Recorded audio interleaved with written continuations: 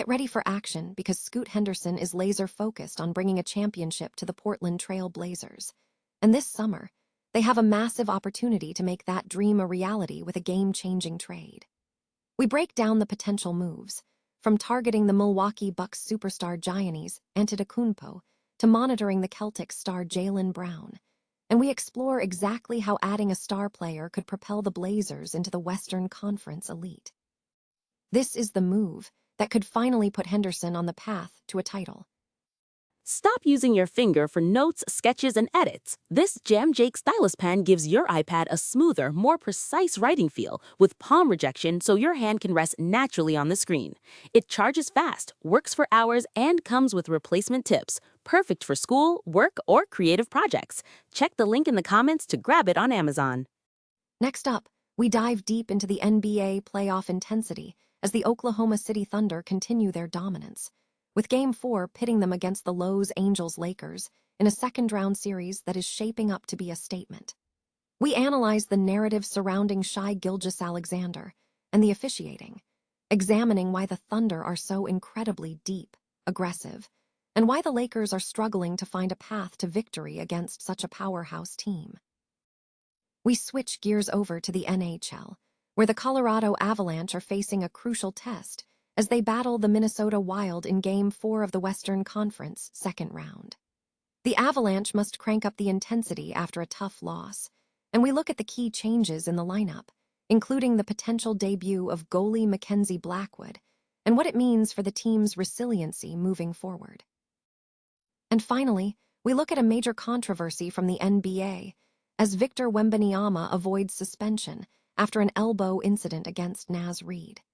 We examine the situation involving the Spurs superstar, the play itself, and why the league ultimately decided not to issue a penalty, analyzing what this means for the remainder of the series and the future of the Spurs superstar.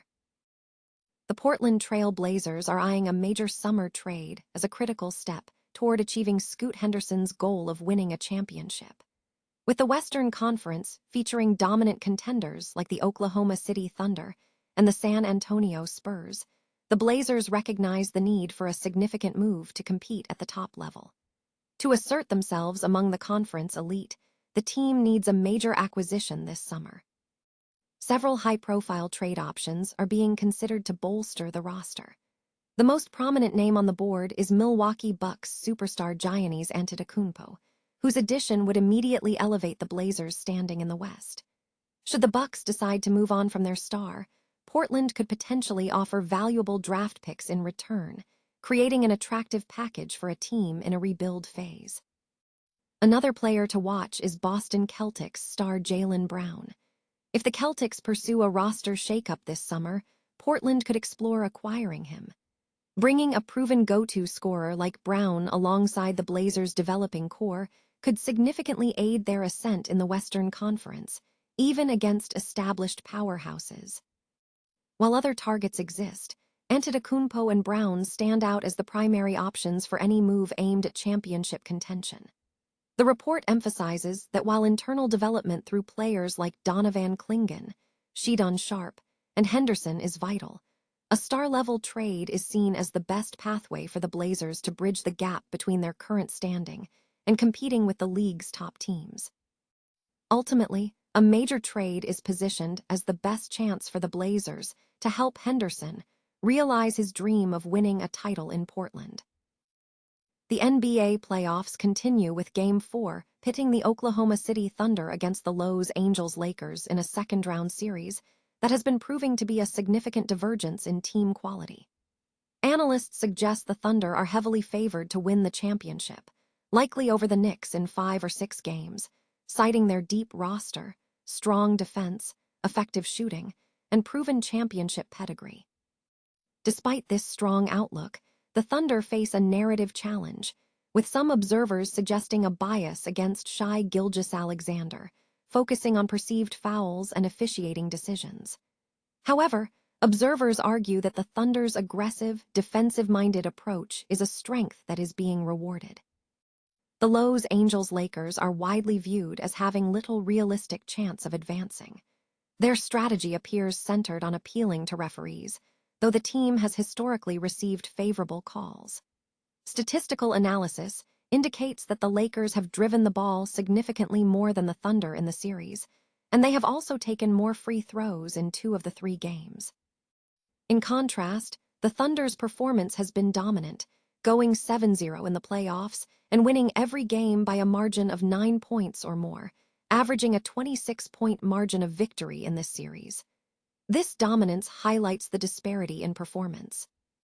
Betting perspectives lean heavily toward the Thunder, with one analysis suggesting Oklahoma City minus 10.5 and a recommendation for Ajay Mitchell over 16.5 points, highlighting his phenomenal performance averaging 20.7 points per game in the series. The prevailing sentiment among some commentators is that the Lakers have conceded the series and are focusing on officiating complaints rather than competitive execution. The Colorado Avalanche face a critical juncture as they prepare for Game 4 of the Western Conference, second round against the Minnesota Wild. Following a loss in Game 3, where the Wild secured a 3-goal advantage to lead 5-1, the Avalanche must find an immediate level up to avoid a potential series defeat. Coach Jared Bednar emphasized the need for a crank-up mode, stressing confidence in the team and a commitment to improving based on recent mistakes. In goaltending, the Avalanche are leading the debate. Mackenzie Blackwood was the first goalie off the ice in the morning skate, signaling his potential first playoff start after Scott Wedgwood led the first 7 games. Blackwood delivered a strong performance in Game 3 with 12 saves on 13 shots. Conversely, the Wild's Jesper Wallstedt has been dominant, posting 35 saves in Game 3, showcasing consistent performance. Minnesota is also facing lineup adjustments, missing center Joel Eriksson-Ek and defenseman Jonas brought in due to lower body injuries. The Avalanche, meanwhile, could see a return from Josh Manson, who has been sidelined with an upper body injury. Bednar suggested Manson's return would provide a significant physical edge, adding size and physicality to the bottom 6. Looking ahead to Game 4, analysts point to several key players. Nathan MacKinnon was exceptional in the first 2 games, while Kirill Kaprizov was highlighted for his performance in Game 3, where he contributed significantly to the Wild's scoring. Minnesota's Marcus Foligno was cited as calling Kaprizov's game his best of the season, emphasizing the forward's dynamic skating and ability to win puck battles. The Wild are expected to maintain the high energy displayed in Game 3, bolstered by their home crowd. The Avalanche, however, must demonstrate resilience, learning from previous setbacks. Bednar stressed that resiliency, flushing mistakes, and knowing how to be better is crucial for the team at this stage. The series dynamics suggest that teams leading 3-1 in a best-of-7 series have a high probability of winning, especially when the series is played on the road. Victor Wembanyama successfully avoided a suspension following an incident involving an elbow directed at Minnesota Timberwolves forward Naz Reid during a Game 4 loss in the Western Conference semifinals. The ejection cost the San Antonio Spurs the game and control of the series. However, reports indicate that the NBA has decided not to issue any fine or suspension to Wembanyama. The incident occurred early in the second quarter. According to observers, the play involved Wembanyama gaining control of a rebound, being fouled by Jaden McDaniels, and subsequently being targeted by Reid. While the report suggests Wembanyama may have exerted excessive force stemming from frustration over perceived physical pressure from the Timberwolves, the context of the play was complicated by the actions of other players. Spurs coach Mitch Johnson commented on the environment Wembanyama operates in, stating, "The amount of physicality that people play with him, at some level you have to protect yourself. Every single play on every single part of the floor, people are trying to impose their physicality on him. We don't complain because we're just gonna play. We don't really give a S*****. But at some stage, he should be protected, and if not, he'll have to protect himself, and unfortunately stuff like that happens."